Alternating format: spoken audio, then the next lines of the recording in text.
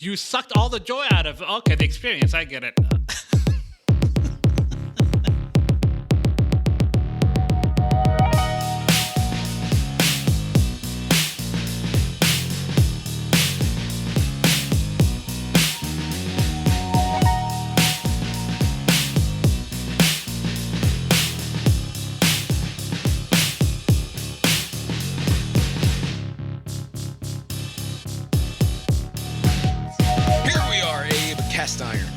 A podcast that likes to think of itself as a beer-drinking, nachos-eating, every fan's kind of sports talk show that is of, for, and by the people, but must also admit to having recently picked up a habit of crafting bespoke, small-batch, crystal-clear ice cubes for our fancy cocktails. My name is Bob, sitting across the way from my good friend and co-host. That's Abe. How you doing tonight, Abe? Doing well, Bob. Yeah, here we are. Lori's here too. How you doing tonight, Lori? Good. Very proud of you and your ice cubes. Lori is proud of me and my ice cubes. Tonight is Monday, September 23rd, 2024. Abe, quick, before the games start, live bet our Monday night games. You are 2-3 on the season after Not great, Abe. Tremendous call in a game that was already 25% complete last week. Tonight we've got the Jags at the Bills and then the Commies at the Bengals starting within the next hour or so. Oh, it's a doubleheader. Yeah, doubleheader. The first one you said Jags and Bills, right? Correct. I'm going to go Jags there, obviously. Ooh.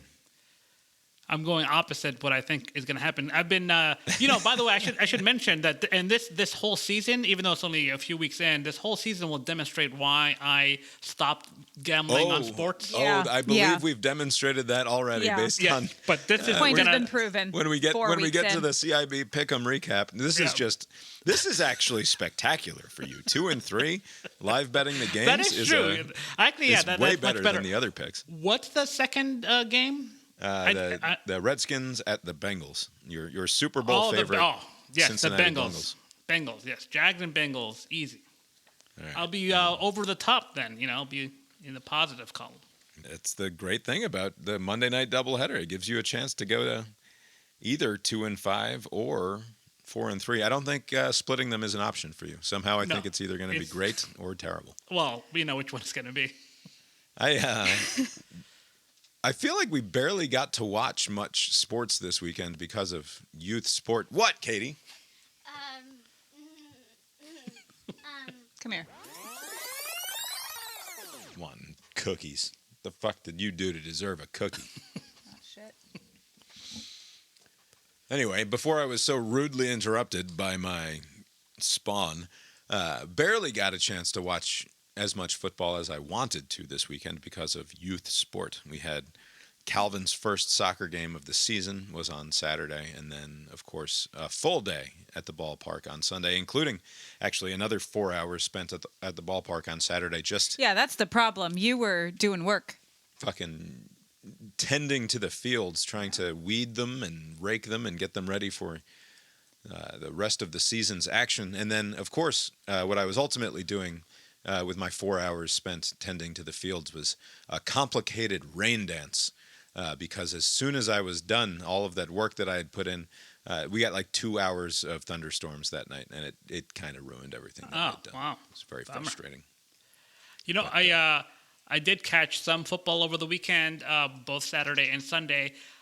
Let me ask you guys this. If you come from a long line of Booty, right, like your dad's last name General is Booty, yes. Right? Like your uncle's named John David Booty, right?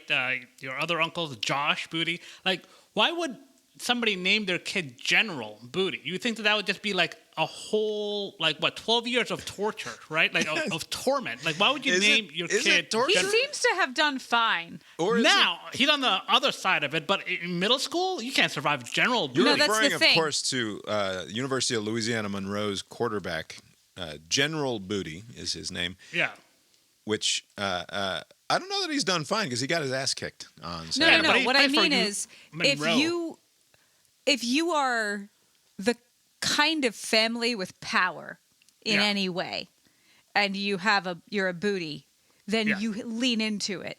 Well, If you're just a regular person, you hide it. I see. Yeah, because I mean, There was I can't think of a worse. I mean, General Booty just seems like it's like a joke. I mean, it's Harry Booty would be worse, but like General Booty is pretty bad. I mean, it's funny because Arch Manning also seems like it might be a joke, right? Like Yeah. like Arch could be sort of a. That's true. I read this in The Athletic before this weekend's games. This fact that the Mannings and the Booties have had run-ins in the past. This is not the first time that the Mannings and Booties would be linked in terms of their football past. Because of their Louisiana connection, is that what it is? So I think they went to some of them went to school together and like crossed paths in different recruiting trips and whatnot. There's a quote in here that I got to find. It's going to take me a second. His unique name has always drawn triple takes and giggles, especially when he's outside of Louisiana. First of all, a note to the writer here.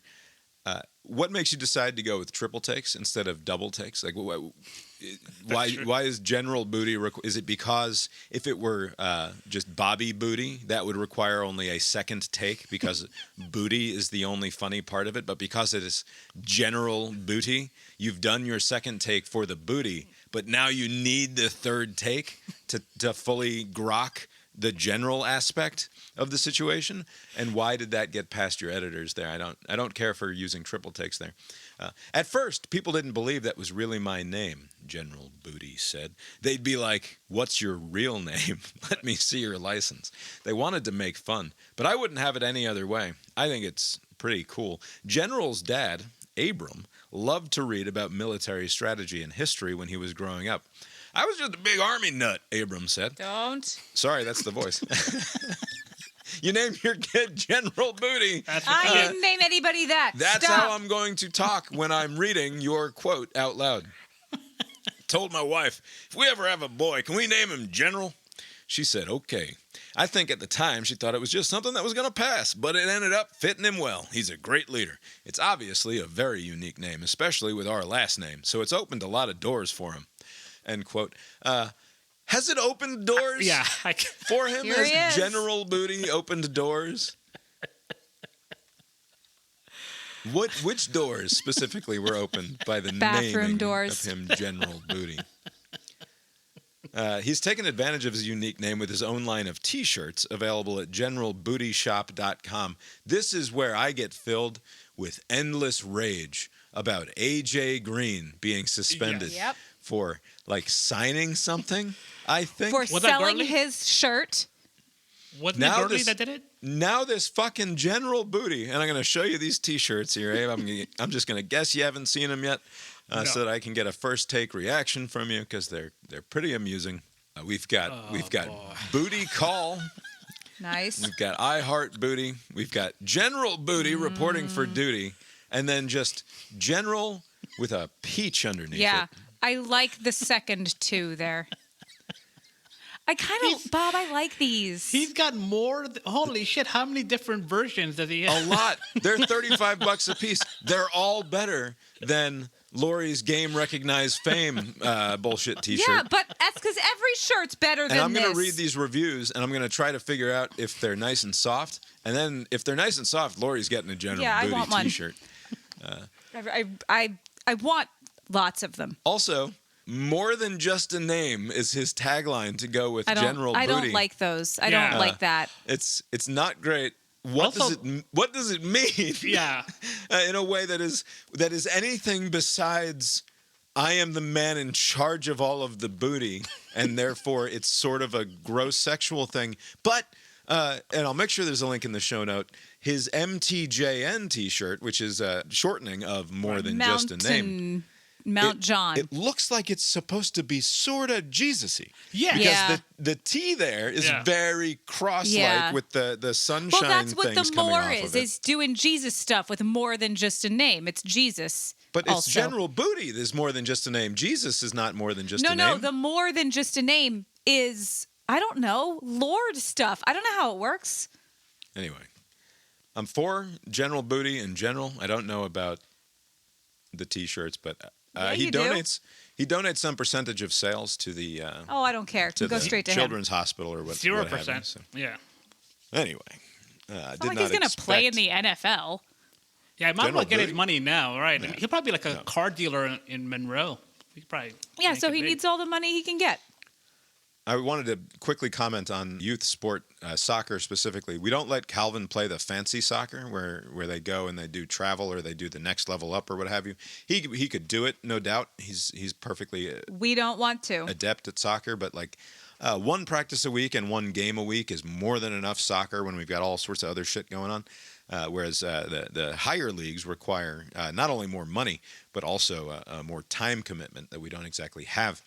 But what that leaves him in is in the first level rec league, which means that he's sort of like one of the top athletes at this level.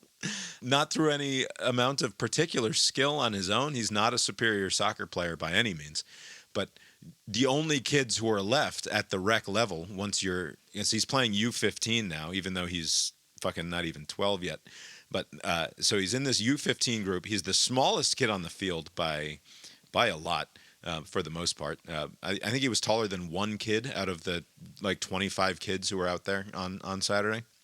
And then like he starts in goal. He gives up. He makes 5 or 6 saves in the first half. Gives up 0 goals. He comes out of goal for the second half, and the other team immediately ties it up because the other goalie is like our second goalie had his fucking shoes tied together or something and no idea what to do when presented with the ball. It was like the ball might as well, like once it got within. It's kind of like, you ever play the pinball machines where like you have this sort of sneaky suspicion that once the ball gets within like a few inches of the bottom there's like some sort of magnet device that's just drawing the goddamn ball in. Yeah. That was what it was like watching this kid play goalie. It's like the ball suddenly has a magnet in it and the other end of the magnet is back behind the goal. And anytime it gets within 15 feet of the goal, it's just like whoop, right past the goalie. It was very bad. But then Calvin scores 4 consecutive goals for his team as the offensive player, as the right midfielder. This is under 15, but are most of the kids like 12, 13? There's no Yes. most. It's a good spread. There's Okay. four. I mean, like I said, he's on his team with kids who they tower over him. He is considerably smaller than most of the other kids. But getting it done out there, and it's very funny to watch because it's an infuriating sport to watch when it's played poorly. Soccer is like when it's played well, oddly enough. even when it's played well, it can be pretty annoying to watch. But Holy shit, it's boring. when they're big enough to know better and they're just sort of not that well coached and not that talented and it's just a mess out there, it's a very frustrating sport to watch. So like I'm very happy that the boy is finding success on the soccer pitch, but it's a funny thing because we get in the car after the game and I have like 40 minutes of notes to tell him about like what because I was went with Katie wrong on the game. I was taking Katie to ballet. The fact is he fucking dominated out Yeah. there. Like he What were the notes? beat that team single-handedly basically. I came home after Bob told me, like, he kept me updated with all of the saves and the scores, and I came home expecting to see Calvin, like, over the moon about soccer, and I was like, hey, bud, how is soccer? And he was like, oh, it's good. So this is old hat for him now? Like he's like... No, I think that he had been properly or perhaps improperly chastened. Oh. He thought he did a bad job. You humbled sucked by all the my- joy out of the experience. By I my get it. post-game An recap. embarrassment. I didn't call him an embarrassment. I just said, look, I know you had a great game. I even prefaced my comments with, you had an awesome game. Great job.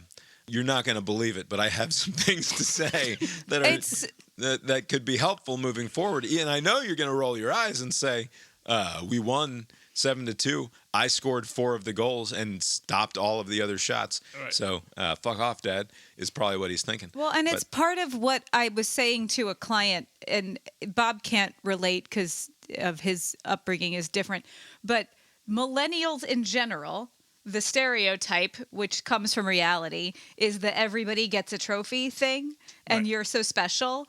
And it's because, like, our parents were raised by taskmasters where like no one's ever good enough, and then they raised us to be these beautiful little snowflakes who are special and wonderful, and oh, great job no matter what. You're the best one out there. Somehow you're the best one at everything you do, and somehow every kid is the best one. And now the pendulum swings the other way, where we don't, like, they do a thing, like Katie writes a poem, and it's like, oh, why is Georgia not capitalized? Like, we're just harder on them. Yeah, Right. there's zero chance that I'm going to be over the moon for some bullshit my kid brought home from school unless it's legitimately good. Like, and I'm not impossible to impress. I have been impressed by things my kids have done and accomplished and said before. But like, Can't name anything. I'm not sure why, but why do that? I'm just not going to, not going to sugarcoat things for them. I think it's bad to do that. Anyway, that's my youth sport update. We won't talk about baseball. Baseball's fine. It's now time to quickly go through the weekend's sports action so that we can, on Thursday, gather and talk about the upcoming sports action. This is mostly it's the eat shit portion of the podcast where we have to acknowledge that everything that we said last week was fucking bullshit. Even though we said it confidently, we were wrong about a whole bunch of stuff. Some are more wrong than others, I should know. Some more wrong This than is others. where the we thing. I don't say anything. You say lots of things. You even make picks. Do I make I make picks because I'm forced to. 3 questions, 2 statements, and 1 hot take. That's this portion of the show. Let's start with Michigan and USC. This was a game that I was confident USC was going to win. I did not see Why, Michigan though? figuring anything out because Michigan was replacing their quarterback. Granted, their quarterback had sucked and had turned the ball over too many times. And the Alex Orji kid cannot really throw a football. And Who needs it? So I thought we're gonna watch USC Michigan and USC is gonna own the situation here. But Michigan ran the ball 46 times for 290 yards for an average of 6.5 almost yards per carry.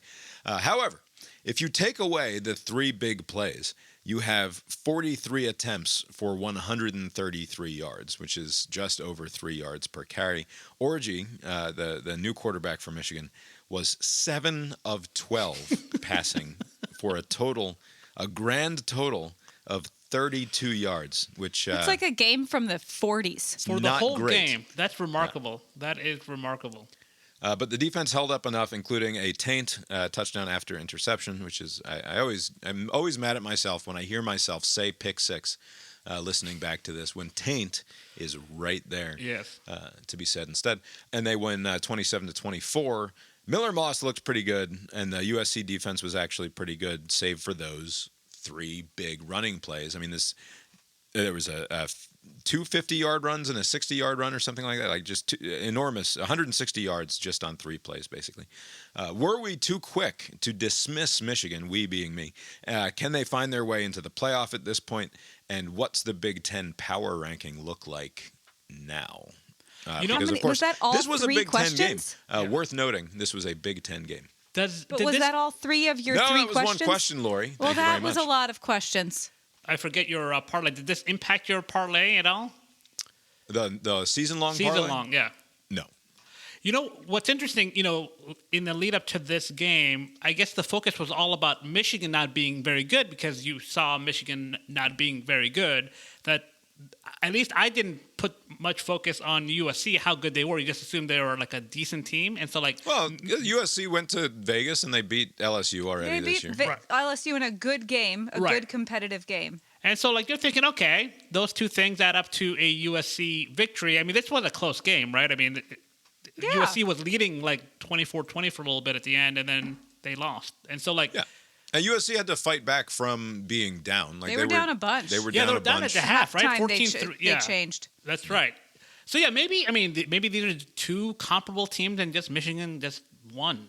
Maybe this doesn't tell us much beyond that they're both equal teams and just one team won. Yeah, I still think USC is better. I think Michigan is not that good.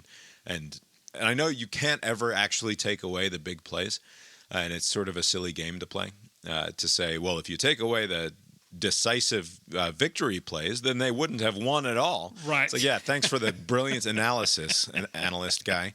But still, that really jumps out at me that if you take away those 3 big plays, it's 43 rushing attempts for 133 yards and then 7 of 12 passing for 32.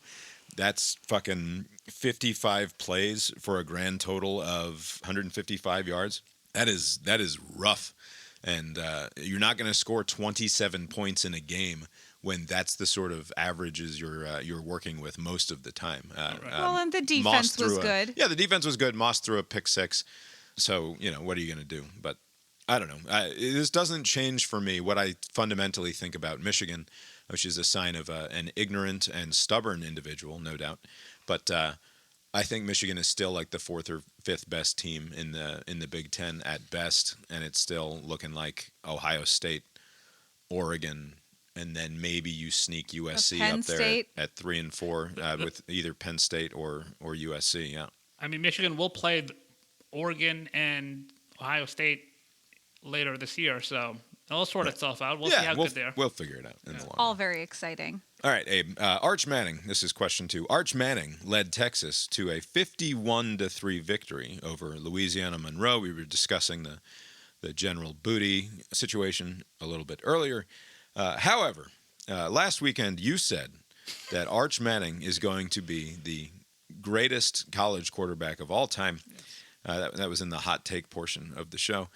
And you historically, it's worth noting, despise quarterbacks. Yes. This is your general position.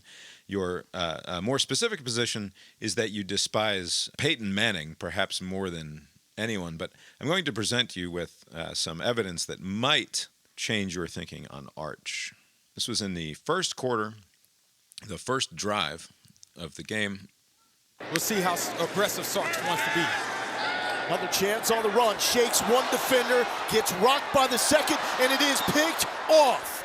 Carl Funtroy, the transfer from UAB, becomes the first player to pick off Arch Manning. Oh, bad quarterback. That's a bad quarterback, I think, Abe. I think we might be looking at a bad quarterback later on in this game, right before the half. For Manning, 5 for 5 on third down. Manning going through the progressions, picked off. Oh, bad quarterback. Yeah.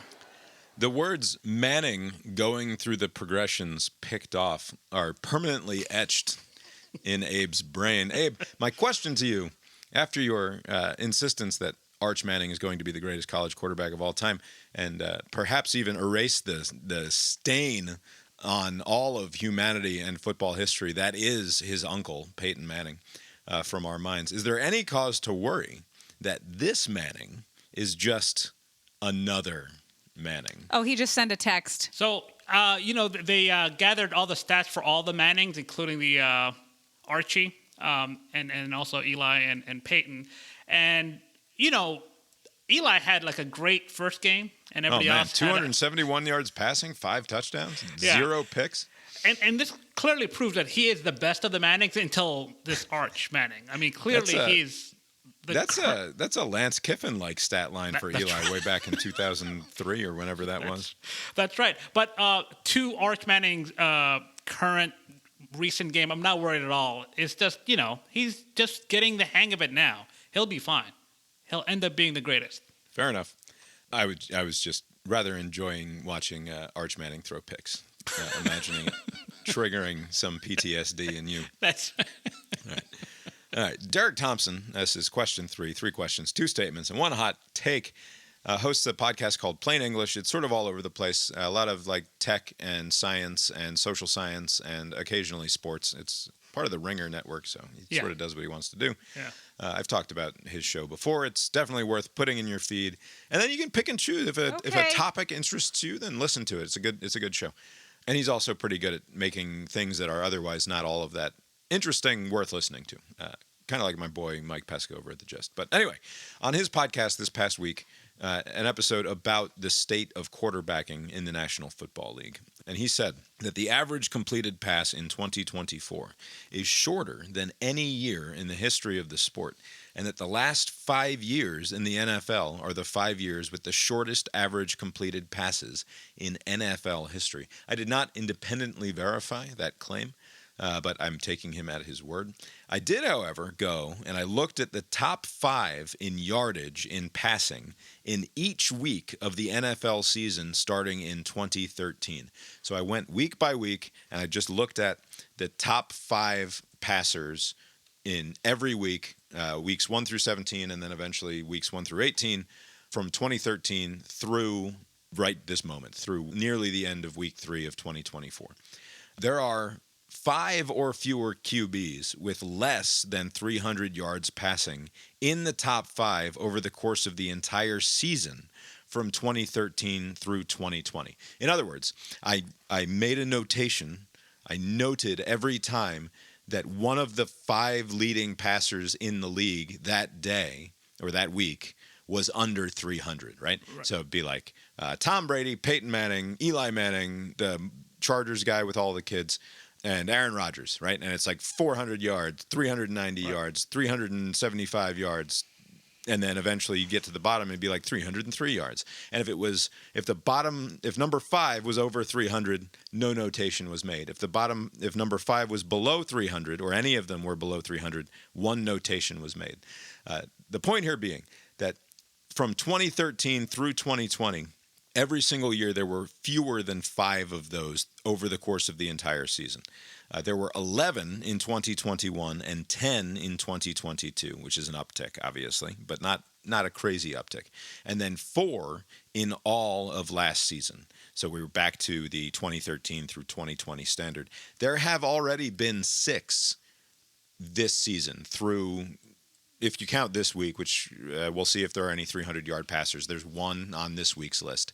But 5 before week 3 started, but 6 counting week 3, assuming nobody goes over 300 yards tonight. The whole point of that exercise was just to sort of, that was where my mind went when I was listening to Thompson talk about the decline in terms of quarterback yardage situations over the course of the last generation or so, was to go look at, like, what do the top quarterbacks, what are they able to achieve? And it seems like this season at least is starting to look like another outlier season, but somewhat in keeping with the trend that we saw in 2021 and 2022, which is there's just less passing going on. The question is, what is going on with quarterbacks in the NFL, Abe? Why have we gone from an era in which the mid to long range pass was the rule, like the guys that we grew up not grew up watching, but like our adulthood, basically, from teenagerdom. You're just talking about Tom Brady, aren't you? Yeah, like the Manning, Brady, Aaron Rodgers, Drew Brees, right. Matthew Stafford, Matt Ryan's career sort of maps neatly onto this, right? Like these are guys who had huge numbers for years and years and years. The era of the 5,000-yard passer, which had never happened before, kind of exploded in the tens. What changed? You know, not only did it explode, like there were many years where there were all these like articles about people being worried about how the game is getting too offense heavy. Remember there was like that Chiefs-Rams game? There was a game where it was like 52-48. It was just like score. And people were like, oh my God, the NFL's gone out of hand. And that was like, what, 5 years ago maybe? I don't know how long ago it was. But I do wonder. That overtime, like triple overtime playoff Chiefs-Rams game. We're just a very score heavy. And yards came easy, touchdowns came easy.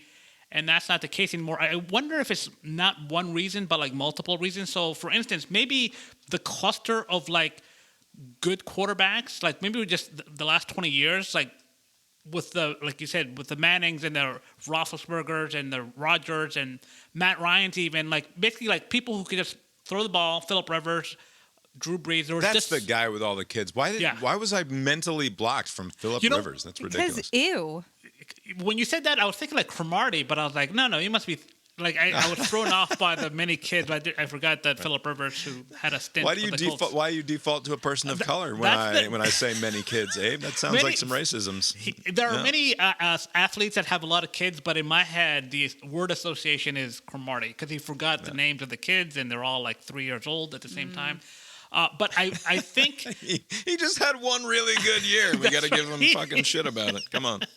They should do a documentary on that. But I wonder if it's like we just don't have those quarterbacks anymore. Maybe college football is not developing quarterbacks the way that they had in the past. Because like you see all these quarterbacks now that are coming in. ask Hugh Freeze about that. I watched just a dreadful game on Sunday between the Colts and the Bears. Thankfully, the Colts won, but it was Caleb Campbell, who was like the number 1 pick this year, Anthony Richardson, the number 3 overall pick last year. No, Caleb Williams. Caleb Williams, sorry, Caleb Campbell. Caleb Williams. Confusing him for Jason Campbell, perhaps? Maybe, look at me. He kind of does, yeah. Anyways. More racism. Yes, but like, it looked like they were just learning how to play the position.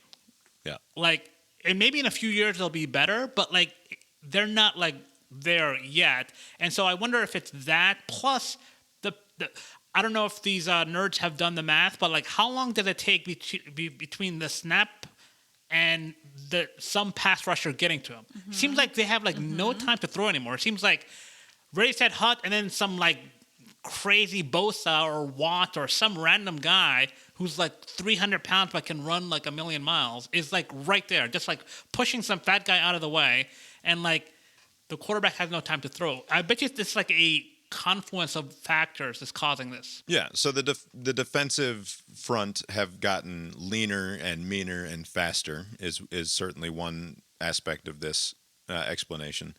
Thompson suggests that it's... But also, I was going to say something. How am I supposed to know the difference between a lengthy, exasperated sigh that that was says, a separate lengthy, exasperated sigh, and a lengthy, exasperated sigh that says, "I would like to say something." No, now. well, do you want me to go like that? Yeah, you can always raise your hand. Well, you get mad when I do that. No, yes, Lori. People are also saying that running backs aren't worth shit anymore. That doesn't match. That doesn't go with this. So that is a conventional wisdom of the last era, the Mannings and Rodgers and Brady and Rivers era that is probably about to go away. Anyway, it's a combination of defenses getting much better at disguising what coverages they're in, combined with younger and less experienced quarterbacks. Basically, there's been a revolution, apparently, in defenses realizing that they need to hide what the plan is. Right. And that if they don't, then the quarterback's going to figure that out. And so they've just gotten much better at not giving away the sorts of coverages that they're in. And then you combine that with the fact that there are younger and less experienced quarterbacks playing the position more now than ever before, apparently. The position has not been younger since the 60s or something, I think he said on the show, which is plausible to me. That makes sense, yeah. And that's a fact that's a result of and is incentivized by what we talked about last week with the rookie pay scale going into effect a few years ago, which is now you just roll the dice on a quarterback. You just take whoever's available in that first round because you're only going to have to pay him so much, and he's locked in for 4 years. You're not going to have to pay him $100 million goddamn dollars, and that gives you an opportunity to build around him. You look at what the Seahawks were able to do with an incredibly affordable Russell Wilson, right? They're able to build this monster of a team around a very cheap quarterback, and that's sort of the model: is just get lucky with your quarterback, hope that you've got the guy, and then build around him. And don't sign the journeyman who knows what the fuck he's doing. And then you look at what's going on in the NFL this season. We've got Geno Smith having a good year again for the third year in a row. You've got Andy Dalton comes back and has an awesome game. 300-yard game. Like, everybody thought, like, oh, the O-line sucks. That's a garbage organization. And this Red Rifle comes in and just like makes easy work of the competition. I'm not sure exactly. I think it's a combination of all these things. I do think it makes for a less compelling product on television. Yes. It's not to be the guy who complains about basketball all the time, but like I don't enjoy watching NBA basketball as much as I would have just a few years ago before Steph Curry sort of. When Steph and the Warriors were the only team doing it, at least it was just them, and you could just be annoyed about the fact that they were hoisting up 50 fucking threes a game. Right. But when the whole goddamn league has got 7-footers who keep stepping back and jacking threes from the goddamn logo, it's just not a fun product to watch anymore. Right. And in much the same way, this football that's like. There are just so many games that I watched this weekend, and looking at the game recaps where it's just like fucking each series is like 4 plays, minus 6 yards, punt, and punt. It's like, what game are we watching here? This used to be the league of run and gun and having fun, and like the draft only wide receivers in the first 2 rounds of your fantasy draft, because running backs don't matter anymore. Right. And now you watch this game last night, even the Chiefs Falcons at the half. At least some offense had happened. It was 14-13, and then the game ends 22-17. Right. You don't even, the Falcons only put up 3 points in the last half, and the Chiefs only put up 9, and it's just not as much fun of a product to watch anymore. You know, unlike I guess inflation. Remember a couple years ago, transitory is going to pass. Like, I wonder if this period is transitory. Maybe in a couple of years, like, because all of these young quarterbacks, like the Williams and Richardsons, they're like 22 years old. The other, like C.J. Stroud, like 23. Herbert's not much older than that. They're all these like 25 and under quarterbacks, and they're basically getting a lot of just things thrown at them, and some of them are drowning, but eventually they'll figure it out. I mean, if you see like well, except the point is that NFL teams won't be willing to pay their second contract, which they will do. You look at what's happening with Dak Prescott. Any other team besides Jerry Jones and the Cowboys would be fucking insane to pay Dak Prescott that amount of money, when you consider that if you just get lucky in the draft, like, he's an eminently replaceable quarterback. Maybe he's a top 15 quarterback in the league. Right. At his best, he's a top 10 quarterback in the league. But it's obvious that he's not winning you a Super Bowl. Right? Yeah. He's not that guy who makes the difference between you are a Super Bowl winning team and you're not. Right. There's like maybe 2 or 3 of them in the league at any given time. Right. So like, why would you pay him a record-setting amount of money when you can just every year take a flyer on a dude in the first or second round and hope that it pans out for you? You know, I think quarterbacks, the amount of money quarterbacks command in the NFL based on their talent level is comparable to college football coaches commanding all that money. Like, they don't deserve it, but for some reason, like, their agent can go in the room and say, "Fuck you, pay my guy," and then they're like, "Shit, we have to pay this top 15 quarterback." Like, what did that get? Like $50+ million per year or something? Yep. Right, like, it was just some ridiculous amount, and they just have very, very good marketing department for quarterbacks. Right, you sussed it out a very long time ago. Right, they have this the most important position in sports, and Abe is like, "I will take a shit on your chest, you most important position in sports." But to the point of like the rookie scale, like, limits the damage of like whiffing on somebody. So like the Panthers could like survive a Bryce Young fuck up, right? Because like he's kind of like, you don't have to pay him like all that as much money as he did like 15 years ago, right? But on the other hand, like, you're not benefiting from that limited salary that you're paying him. Like, if the Jets are not getting their money out of Sam Darnold, but Minnesota is, or like if Cleveland's not getting their benefit from Baker Mayfield, but like Tampa is, like the second contract, like basically the quarterback will be developed by then. So like maybe in the future they'll be like, you know what, let's not take, unless it's like, I don't know, like Arch Manning, unless it's Arch Manning, like the greatest thing ever, right? Unless it's somebody of that caliber, just don't bother getting a quarterback in the first round, because they probably will suck for a little while, and then it'll be that second contract where we'll be bidding for like the best. That's where the agents come in and say, the second contract. That's why you've got to pay. He's 4 years seasoned now. Now you have to pay Baker Mayfield fucking $225 million. Then pay Baker Mayfield that money, or Sam Darnold pay him that money. But it's better that than like, if I have to hear one more time about somebody's like ceiling or potential, I'm gonna lose it. Like, you need to be good now. Like, you can't. This fucking Richardson guy cannot throw a ball to save his life. He can't. Like, the guy is wide open. I know this is not what we're talking about, but like, it's like wide open, and he just overthrows it, or he throws it to the other team. Like, you need to know how to do that. You can do the other stuff later, but you need to be able to throw the ball to your guy. Anyways, go on. You had such a wonderful run of quarterbacks in your fandom, the history of your fandom, and you despised every moment of it, and now you're stuck with a fucking Florida man. This is outrageous. I'm gonna pretend this guy's fucking good. You can be right. This is statement 1. You can be right about everything in your analysis and still be wrong on the outcome, and this is what makes college football so much chaotic fun. Look at Tech's box score against Louisville.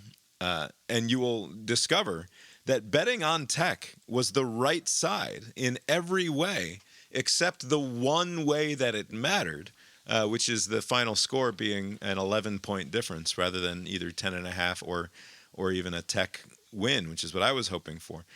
Despite the outcome on the field, I still think USC is a better team than Michigan, even though I watched them lose. I kind of think that Tennessee is fraudulent because I don't think that the Nico fella is as good to my eye. We both watched that game. Yeah, I know. He was very good. He does not strike me as as an elite quarterback. You cannot take the sacks that he was taking. They turned the ball over twice on strip sacks, only to be gifted immediate turnovers right back by the Oklahoma offense. And people are saying that this victory over Oklahoma proves that Tennessee is legit, even though besides Oklahoma, they've played fucking nobody. And maybe it does prove that. And again, and going back to the first game, I still think that USC is better than Michigan. And I think that most of what I saw on Saturday actually proves that. But still completely wrong. And that's like sort of what makes the chaos that you witness on Saturdays so much fun. This was such a fun weekend of college football, despite the fact that there were not really a ton of Do you know why matchups. it was fun? Georgia wasn't playing. Yeah, that was part of it. Yeah, I do wonder if that. Yeah, because basically it's just like fun. Like it doesn't matter what happens. It's just like fun. There was the. I was keeping tabs of the Colorado Baylor game. I was interested to see how that would turn out, and that was also like a fun game at the end. Just like see what happens. Like a Hail Mary throw goes into overtime. That's a perfect example of what I'm saying. You were completely correct to bet on Baylor. Yeah. If you were and your analysis is this Colorado team has two players and nobody else, right? And they're not particularly well coached, and any halfway decent defensive line is going to overwhelm whatever blocking scheme that Dion is able to come up with to protect Shedeur. And you'd be 100% right. Baylor essentially dominated that game, and then what happens, and Colorado manages to escape with a win. Fucking Colorado. The one game, everything else, I can kind of see how things turned out, but like I still can't figure out. I did not watch this game. I don't know what's going on with Mizzou. Like, because Vanderbilt is not a good team. Oh, it was fun. From what I gathered, I mean, they didn't like have a hard time against Georgia State. Like, how is Mizzou, that's supposed to be a good team, struggling mightily against Vanderbilt? We almost lost to Kentucky. Kentucky's not Vandy. I mean, like I said on Thursday, maybe Vandy's one of these teams that plays to the level of their competition, and they kicked Virginia Tech's ass. They almost lose to Georgia State, and then they very nearly, if not for just an all-timer of a Shank at the end there, could have. So sad. Could have been a different story, and then my season-long parlay, really would have been in some trouble. Abe, did you at least see the score of the JMU UNC game? Is that the one where the coach is like, "I'm going to resign"? Like, what the hell happened that game? Yes, that game. It was on. I was doing school, and it was I was just like, oh, like I looked at the score on my phone and was like, oh, I'll turn this on, and then I kept thinking, oh, surely that will be the end of the points. And then I would look again and there'd be more points. It kept going.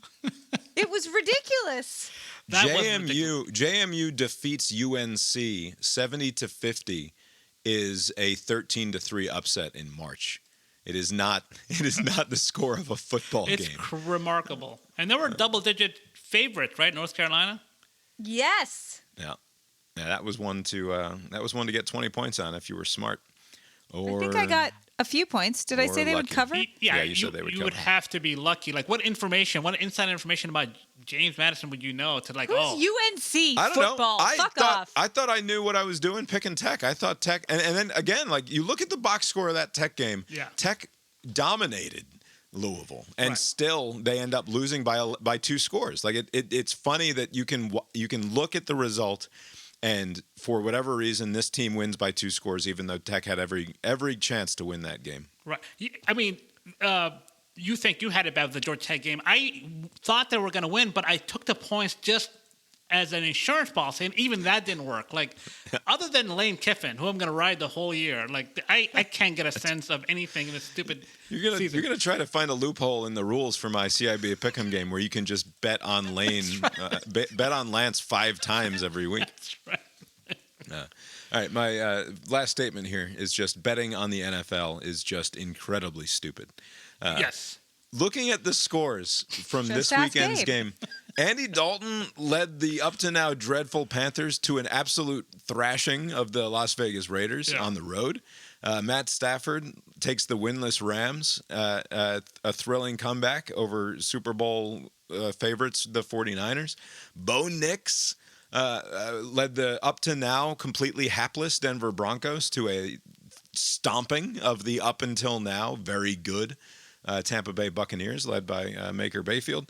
The Giants with D. Jones throwing to Malik Neighbors. Figured out that's if you just can stand upright long enough to throw the ball to that guy, you're gonna have a good time. They win like in what I must assume was a dreadful game to watch. But they beat the Browns on the road, and then the Vikings with Cast Iron Balls hero Sam Darnold at the helm stomped the Texans and C.J. Stroud, 34-7. Who the fuck can make money when those are the sorts of outcomes we're seeing? Your cousin. Yeah, we're going to get into that in a minute. Yeah, I mean, I don't know what's going on in the NFL either. I mean, every week something random happens, and so I don't know who's making any money this year. Maybe it's just the beginning of the year. Things will settle down by October. Yeah, it is worth pointing out that the more desperate team is going to win more often than not. But early in three the year, no one's desperate. Only one team that was 0-2 managed. No, you are, because no teams that go 0-3 make the playoffs. It's like a tiny percentage of teams that start 0-3 end up making the playoffs. And I think the Titans are the last winless team in the NFL. And maybe you can actually make money just betting on all the 0-2 teams coming out of week 2. And then finally, it's hot take time. And this probably doesn't qualify as a hot take, but I didn't have anywhere else to stick it. Hugh Freeze is an asshole. That's the hot take. And as evidence of that fact, I'm going to play a clip from his news conference after the Auburn Tigers lost on Saturday to the Arkansas Razorbacks. Sam Pittman started the season on the hot seat. One wonders if he's going to be okay now, and if perhaps Hugh Freeze is the one who should be worried about the future of his job. Unfortunately, this is what I know, and I know that there's people open, and I know that we're running the football. And we got to find a guy that won't throw it to the other team. And we got to find running backs that hold on to it. You know, that's a huge play there. I mean, we're going in to score. I don't know, what was it, 7-0 then, or so it's 7-7, and our defense gets a stop, and who knows what happens. But, you know, the scheme is what most everybody in the country is running some sort of. But you've got to have good play at quarterback for sure to whatever system you're going to choose. It's worth noting here, Hugh Freeze is not some sort of he's not a defensive mastermind. Right. He works with the offenses for the most part. And so when he says, the scheme we're running is the same scheme everybody else is running, like, I'm not doing anything special. I'm just doing what I need to do to win football games. And these fucking idiot kids come here and they ruin all of my great plans. It's not that complicated. Everybody else is doing it. I don't know why they can't do it. The throwing your players under the bus thing, it's you know when people say like you can tell a lot by a person who treats like the wait staff poorly or something like that. This is like the kissing cousin of that. Like it's like very similar. Like this sort of behavior. Like even if you thought it, like just swallow it and just move on. Like it's what the cowardly reporters that no one, and they'd get fired. I understand, but the follow-up question should have been, who is coaching these players? Right. And how come you're not looking for a coach that can coach? Like if you're looking for who is the coach? Yeah, you. Yeah, Cowards. I have something pulled up here. This is from back when Hugh Freeze signed his contract. At the time that Hugh Freeze was hired at Auburn, which was before last season, Auburn was already paying Gus Malzahn and Brian Harsin to not be there anymore. They were paying Gus Malzahn and Brian Harsin about $37 million to not coach at Auburn anymore. It's a dream. It was Harsin's buyout was 70% of his remaining contract. Malzahn's contract buyout was 75% of his remaining. So did Auburn learn their lesson when they signed Hugh Freeze, a known piece of shit, to coach their team moving forward? No, they did not, because he would be owed 75% of his remaining contract if he got shit canned. Shouldn't there be like a trigger clause, like in the AD's contract? Like if you're having to pay 60 or more % of a head coach's salary, like fuck you, like, and especially if you do it back to back and maybe 3 times in a row. Maybe 3. They could be paying 3 dudes to not coach there anymore if this goes completely off the rails. Which, I'm sorry, if you're throwing your players under the bus after week 3, it is well on its way to being off the rails if it's not already off the rails. If that were to happen, those 3 need to have a podcast, like 3 Auburn dudes just talking about the team. I'm sure they hate each other, though. That's the best part, is that there's a lot of bad blood among these guys. That is true. Is he more, and I know Lori is begging for Florida coach Billy Napier to be first to go, just for Billy Napier's own sake. Oh, he's going to survive for a little while longer. Billy Napier, Florida, had a big win this weekend at Mississippi State. Who's now the most likely SEC coach to get shit canned this year? And tell me why it's not Hugh Freeze. Well, because Hugh Freeze should have to live in it. That's, for the same reason that, like, let Billy Napier go. Allow him to go. And keep Hugh Freeze there, having to have players hate him and not listen and lose and look for other places to play next year. As a Georgia fan, I want Auburn to keep Hugh Freeze around for as long as possible. In much the same fashion that, whenever Florida has a bad coach, I want them to keep that guy around for as long as possible. But I think Sam Pittman might be okay if he keeps winning games. I certainly don't think that he's likable. The Vandy coach, who was probably going to be in some trouble after this season if he did another offer in the league, has won games and played close enough to I think keep his job after this season, unless something really weird happens, I guess. I don't know. I think that it's between Napier and Hugh Freeze at this point. Well, I wouldn't be surprised if it was Freeze. It'll be interesting to see how the team responds to this. I mean, maybe he loses the locker room and they play like total shit. I think they have Oklahoma this weekend. They're hosting them, so like if it's just a beatdown to like a not particularly good Oklahoma team because the players are just kind of half-assing it, then that may like expedite his firing. But if I do expect to see Oklahoma, I mean, they have a pretty good defense. I mean, their defensive front was certainly taking on the Tennessee front and holding their own. So it wouldn't surprise me if Oklahoma kind of stomps all over Auburn. Cal stomped all over Auburn. Even though they can't quite get their offense figured out themselves. Anyway, that's 3 questions, 2 statements, and 1 hot take. Not a particularly spicy one. That Hugh Freeze is an asshole, but that's what I got. All right, the CIB 2024 football pick'em contest is ongoing. We will update the scoreboard now. Abe kind of took it on the chin this weekend. By the way, just to pull a Hugh Freeze here. It's not my fault. It's these stupid fucking teams. Georgia Tech, I gave you 10.5 points. You couldn't hold on to it. I'm not going to talk about Mizzou. Baylor, fuck you, Baylor. And then the Bears, I'm fine with that. I was buying the win, and so I'm totally fine with. One of the reasons, I mean, I'm pretty bad at these picks, but I'm also like trying to like buy Colts victories, and so like I'm kind of doing myself a disservice there. But like no, just another. I think except that this is the first time that you've not won points by betting against the Colts. So you cannot act as though you're taking the noble high road here. and that's the road Abe lives on. So he has to take that road no matter what. That's 5 how he gets points home. for you. You went from 30 all the way up to 35. You've added 5 points. Riding Lance Kiffin hard. Yes. And I will continue to do that no matter what. All right. I add 25 points to my total. I swung and missed on my big upset pick of the week with Georgia Tech failing to get the job done for me against Louisville. And then I had USC minus 5.5, which obviously turned out to be wrong. But I got Utah and Tennessee, and SMU takes on and defeats those bums TCU.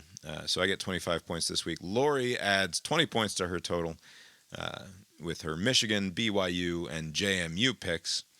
And I should have gone harder on JMU and Michigan. No, Michigan, they won. Yeah. I should have. You could have just, instead of taking plus 5.5, you could have said Michigan outright. Yeah, but you did well, not. I didn't because I hate this game. That Friday night game we didn't touch on yet. Nebraska? Yeah, Illinois at Nebraska. That was another one worth talking about briefly. Nobody bet on it, but worth saying that Illinois looked really good against Nebraska on Friday night. Their defense is quite stout and was able to keep Raiola in check, certainly. And maybe Illinois is a team to watch if they're going to play defense that well. And then moving on to Cousin Steve. Cousin Steve puts up 25 points on the weekend, having a good weekend along with me, with Utah, Rutgers, and Maryland. However, what Cousin Steve is no doubt most pleased with is not the CIB 2024 football pick'em game, but the fact that he hit a 5 of 5 NFL parlay where he turned a $5 bet into $1,000. Wow. By picking 5 underdogs to win outright. He had the Giants, the Vikings, the Packers, the Broncos, and the Panthers winning. Obviously. I mean, with hindsight, what sort of an idiot doesn't bet that the Giants, Vikings, Packers, Broncos, and Panthers were going to win this weekend? Boy, if I heard that before this weekend's outcomes, I would just say you might as well just burn the money up, just sort of throw it out the window. Literally burn the money. You're going to ride Andy Dalton and the Panthers and Daniel Jones on the road and Sam Darnold and the backup in Green Bay and Bo Nix in Denver. That's the plan. And he got all 5 of them. That's fucking awesome. Well done. Good times. Congratulations on that, Steve. Also, we must note that Jimmy Carter whiffs on his Friday night pick of Nebraska, dropping to 2-2 on the season. It's tough down there in Plains right now, I'm sure, but Jimmy's going to get right. You've been listening to Cast Iron Balls, a podcast with Bob and Abe about sports, and Lori's here too. Find the show on Substack, brainiron.substack.com. For more from us, you can also head over to tetramermusic.com, Tetramer music.com, for more from Mark Gillig, who composes our opening and closing themes. Any other sports stuff to talk about before we move on to the other podcast? This is not going to go anywhere. Lori, you mentioned it before we started, but Reggie Bush, former USC running back, is going for like a retroactive NIL scheme where he's suing the Pac-12, the NCAA, and his own school for his name, image, and likeness during his time with the program, which was like over 20 years ago, right? Like when we were in school or were of that age. And so to me, you would think this would be like an easily dismissed kind of suit because like, what's the argument? Like back then the environment was different. And so you weren't getting paid like you are now. Because if you allow that to happen for Bush, like what would happen for everybody else? It would just kind of create this chaos. But I'm interested to see what sort of argument that they'll make to say why they should get that money retroactively. It would be really funny if this led to the total dismantling of the entire intercollegiate sports system, which is sort of the only it'd be the only truly just outcome here if we're going. It would be like really if you want to be a beautiful. true revolutionary here, you have to side with Reggie Bush. You have to say this entire institution is built on the backs of indentured servitude, basically, and it's an unjust system.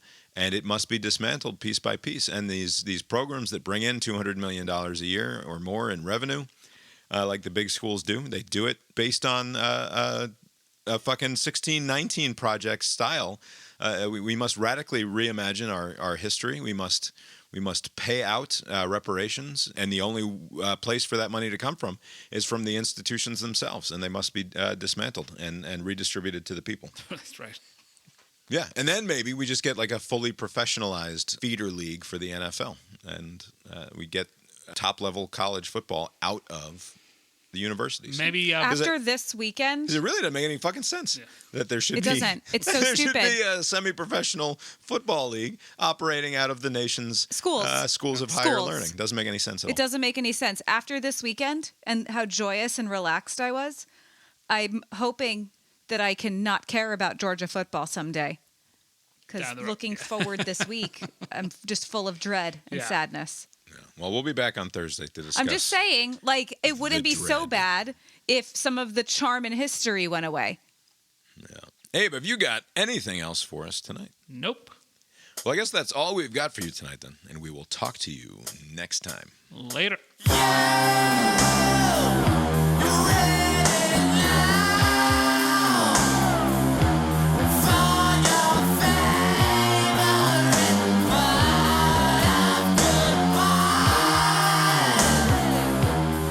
But apparently, upon addressing the team after the game, he said, you guys were an embarrassment. That team has missing half their players. They had 4 fill-ins from other teams. That team had never practiced together. On and on. An embarrassment. Called them an embarrassment. This is their coach just He, in the post-game chat saying you're an embarrassment. to the kids? To his To the kids children. on his team, yeah. What? Is this, you may have mentioned this already. This is that coach that from Yeah. before? Yeah, Coach Super Bowl. Coach Joffrey. I Coach call piece him of shit. Coach Joffrey. Holy shit, this guy. What's up with this guy? What are you doing? Trying to lower the camera so that I'm in the upper third of the frame instead of it just being a giant. What's important to Space. know, and we should have started with this because it's great. Bob went early to the field to clean it up or whatever. Right. It's very annoying you doing that. I'm fixing it. But it's like, Oh man, I went too low. Not too high. I can hardly tell what the difference is. it's not. There isn't one. He's doing it to make me anxious. That's what you think is happening. Bob texts me. I said, how are the fields? He said, no. Okay, then 10:52, I said, good. 11:41, he texts me, you're not going to believe this shit, which is an all-time text to get from anyone. Yeah. Just like, oh.